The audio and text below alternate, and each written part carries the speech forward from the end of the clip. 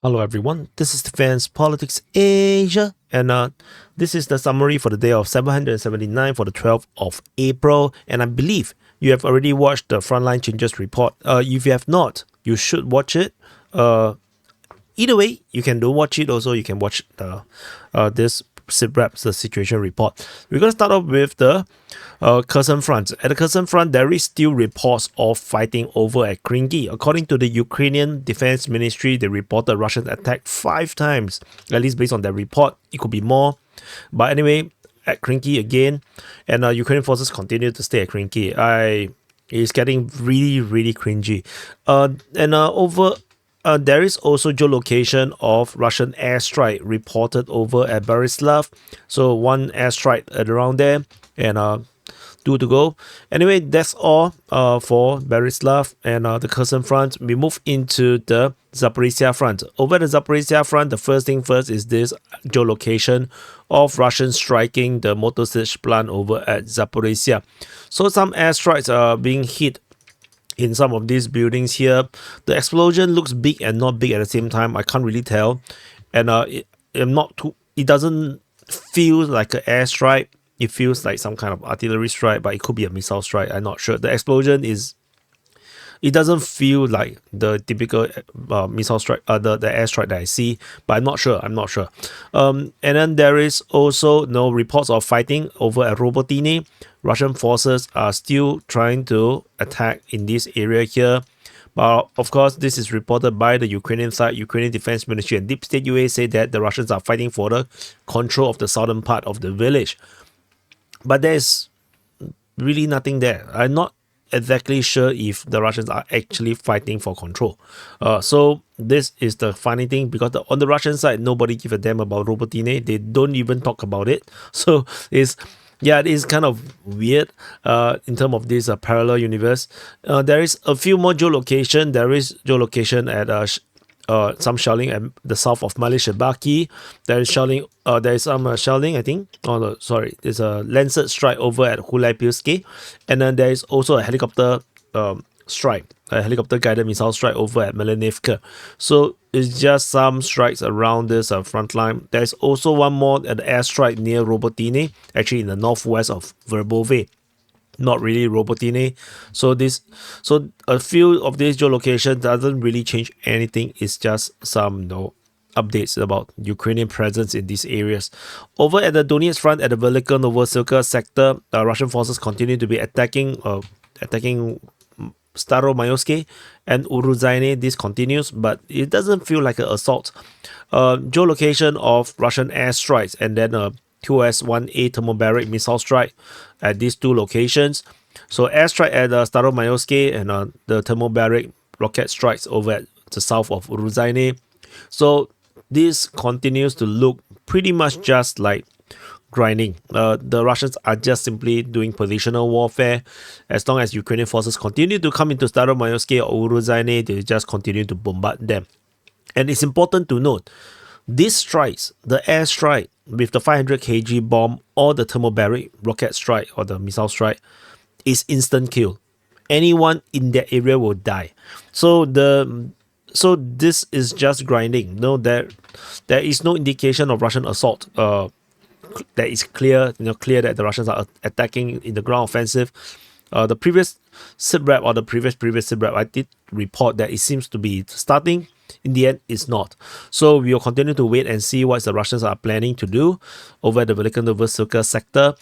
I read a report about this bridge, one of this, I don't know which one is it, got struck by the Russians between Vremivka as well as and Velika Novosilka. So it's just which means that the Russians are not interested in the bridge. They are just going to sabotage the logistics in this area here.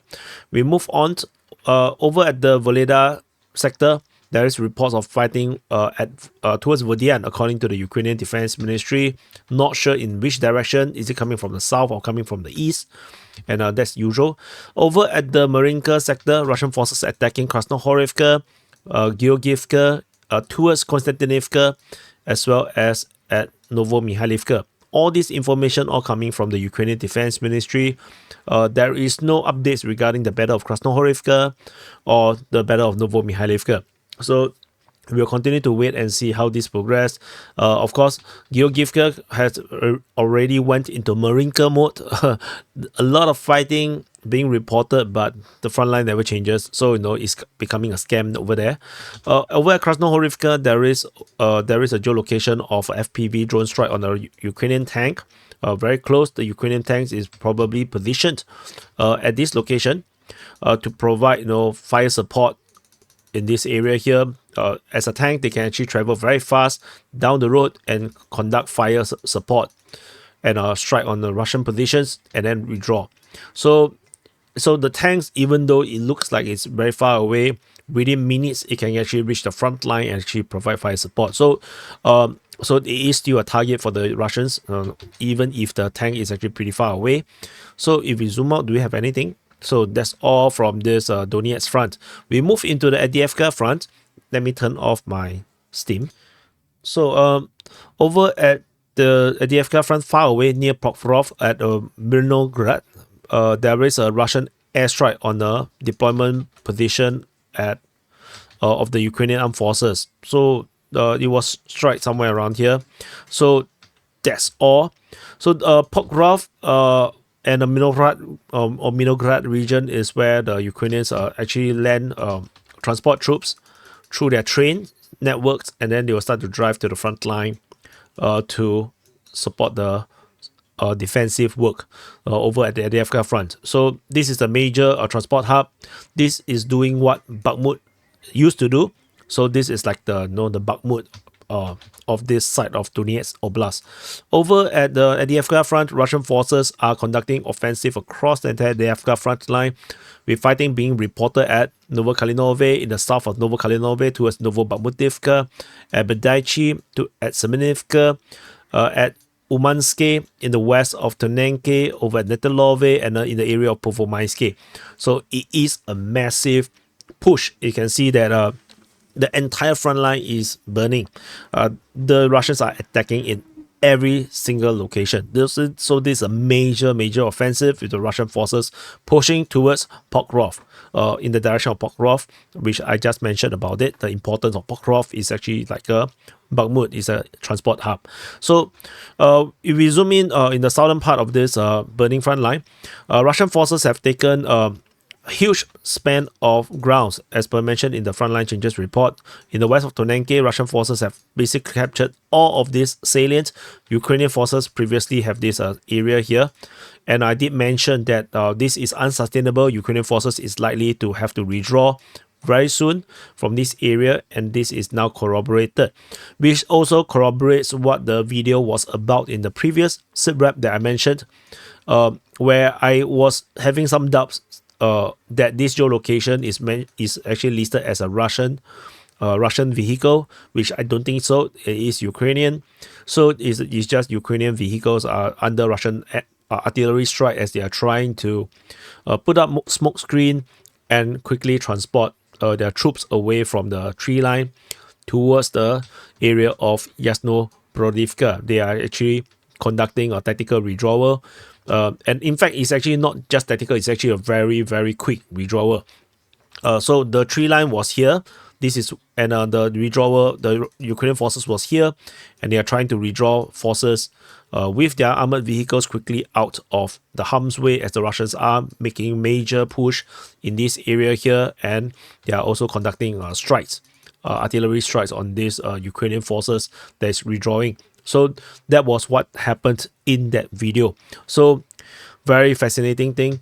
So Russian forces are still attacking towards Netelove, and there was some fighting in the area of Povomaisky. So we will continue to monitor and see when the battle will enter Netelove.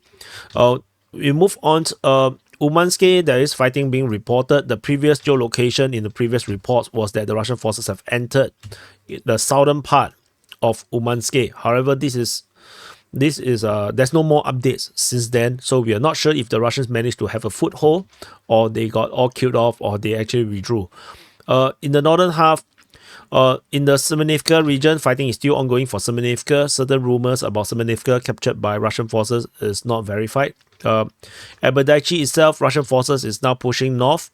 In the north of Berdaichi, they have taken positions here.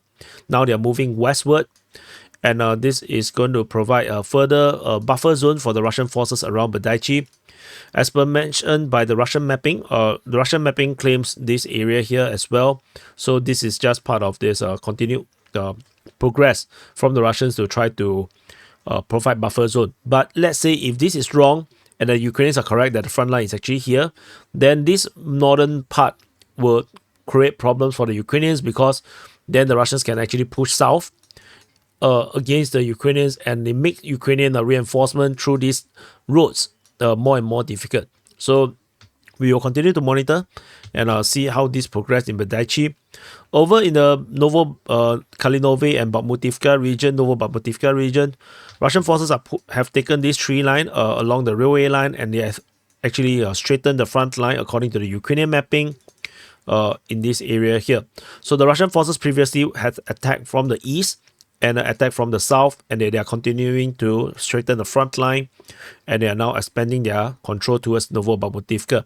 So situation continues to be evolving, but I think in the month or two we'll probably see Kalinove taken by the Russians, Kharkiv falling to the Russians. Battles will probably be at Ocheretini by then in maybe 1 to 2 months time. So situation, the front line continue to fall back for the Ukrainians. This is definitely winning. Laugh. Moving on to New York Front, there's nothing over the New York Front. Move into the southern part of the Bakhmut Front. At the southern part of Bakhmut Front, Russian forces are reported to be attacking in the Klishchiivka region as well as Andriivka. So in terms of the battle at Klishchiivka, it looks like they're fighting in the northern part, as there is geolocation of Russian forces in this area here. There's a Russian tank that is firing from this position. So Russian forces have attacked back into this area here, and this is now fire control on this road, and which means that the Russians are going to retake this entrenchment soon with this blockade around here. So there is no roads coming to here unless the Ukrainians are going to go through the village, which is suicidal. So or they can actually go through the dirt road to support the defense, but it's going to be difficult as the Russian tank is already in this area here. It could easily drive down the road and provide fire support, and so situation is getting very, very difficult. Ukrainian forces over this location was under strikes. There's this defensive position around here, so it got struck, and every single major stronghold right now is going to be destroyed easily by the Russians through airstrikes. So from what I've noticed, so before I continue on to the northern part of the Bakhmut Front, what I noticed based on the daily reports as I progress, it looks like Russian Air Force is getting more and more coordinated with the land war.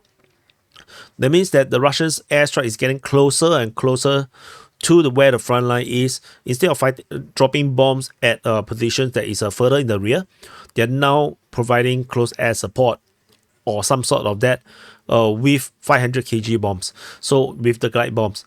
So if these glide bombs are used in close coordination, then they are becoming more and more NATO-style air support, which means that while the ground offensive is ongoing, major airstrikes can happen just 100, 200, 500 meters down from the front line, and it will provide direct air support, which would disorientate the defenders. Then the Russian ground forces will have an easier time.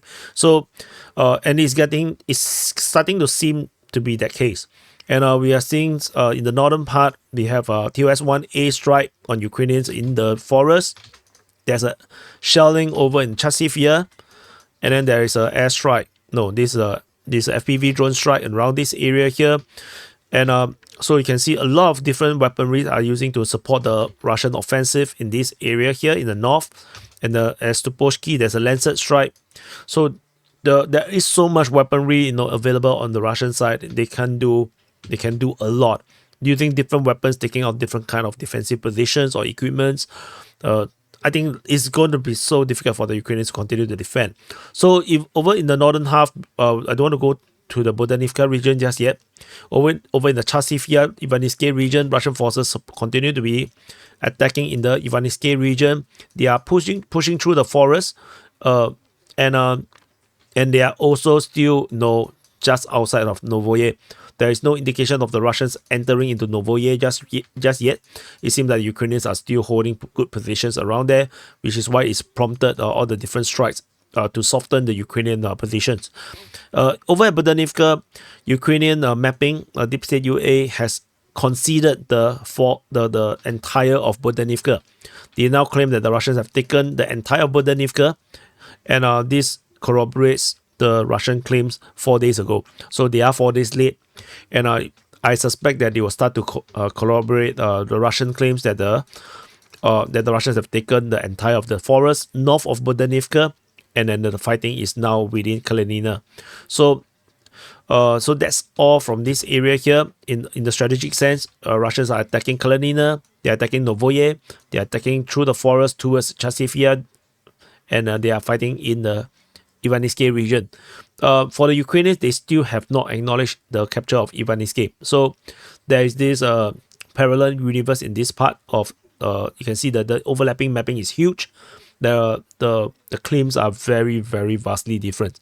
So in this front line, as this is where one of the heaviest fighting is happening, along with Avdiivka Front, which is why you can see all this overlapping mapping so much.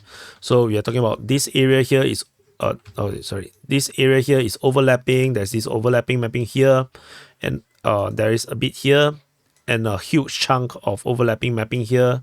So you can see these are all the overlapping mappings. A lot of things that is still in the gray zone. So as long as it's overlapped, it's a gray zone. No one knows who is there. Just off Makove, there is a FPV drone strike hitting a Ukrainian artillery over there. So yeah, the Lancers and the FPV drones are all hunting every single thing that the Ukrainians have. Very scary to fight in modern war. We move into the Siversk Front. Siversk Front is where I have reported previously that the Russians have conducted their third major offensive, and the Russians continue to be attacking at Bilohorivka. There's report of fighting at Verkhnokanyamske, Sperne, towards Vimka and Rozdolivka.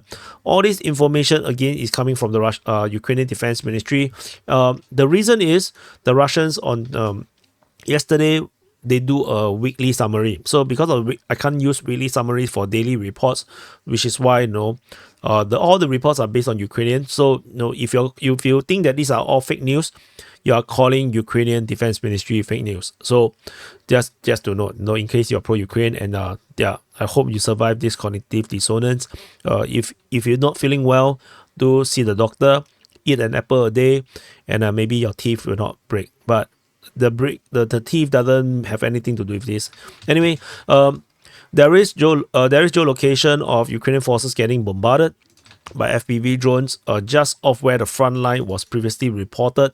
Another geolocation is over just off a Sperne, which is actually hit by a thermobaric missile strike, which means that the Russians are going to storm in this direction pretty soon, given that they are using such a close weapon, close support shelling weapon. Yeah, it is. Thermobaric missiles are used to wipe out strongholds. So after the stronghold is wiped out, then the next natural thing by right is to take the stronghold. But of course, Russians tend to just sit back and wait for the Ukrainians to come back to the position so that they can shell them again. So it is quite perverted in that sense. On both sides, both sides are perverted. Over at Kreminna, there is the first report of fighting in the Serebrenske forestry since March, 23rd March. So we haven't seen, and the previous one was a month before that. So there is report of fighting in the Serebrenske forestry and at Torske. Information coming from Deep State UA. The one at Torske is reported by the Ukrainian Defense Ministry and Deep State UA. So the Russians seems to have changed their vector. Previously, fighting is always at Terny. Suddenly, the Russians are now pushing in the Torske region. and in the Siversk forestry. So interesting situation. We will continue to monitor and see how this progress. And we move further up north. There's nothing at the Zaporizhzhia Front. We move into the Kupyansk Front. And at the Kupyansk Front, there is no fighting being reported around here. There's only a geolocation of Ukrainian forces getting struck by artillery in Kharkiv. So that's about it for the Kupyansk Front. Going into the front line, going to the border regions. At the border regions, there is two geolocations. One geolocation is just off Lipsy, which is a Russian grad shelling of Ukrainian position, which is kind of surprising that they are using grads in this area, in this region here. There's another geolocation of Russian airstrike using glide bombs just off Veliki Prokori. So I starting to have a feeling that the Russians are now preparing for a Kharkiv offensive. It's just a sixth sense. It's just a feeling. However, it's not going to be anytime yet. Not so soon. But the strikes are getting more and more peculiar. It looks like they are softening the Ukrainian defense and the troops in the region of Kharkiv. I got a feeling that we will see a Kharkiv offensive within the next 2 months. But it's just a feeling. I mean, there is no clear evidence that that's the case. It's just a feeling, just based on the things that is currently happening, over the past days, around all these regions here. So we will continue to wait. We will continue to see how this progress. And over at Sumy, there was a Russian airstrike at Sumy. And he hit a warehouse around this area here, geolocated by military submarines. And it's very weird that the Russians are able to drop a bomb so far into Sumy, which means that the Ukrainian air defense is missing. So anyway, if you are pro-Ukraine, quickly try to find a way to get your government to provide Patriots or any kind of air defense, but do mindful that this air defense will be gone within months. They will be all destroyed. So it's not going to last long. I saw Ukraine was asking for 6 batteries or 7 batteries. To me, they need 100 batteries to actually even do anything.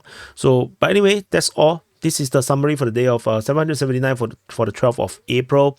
Press the like button, subscribe. I'll see you guys in the next update.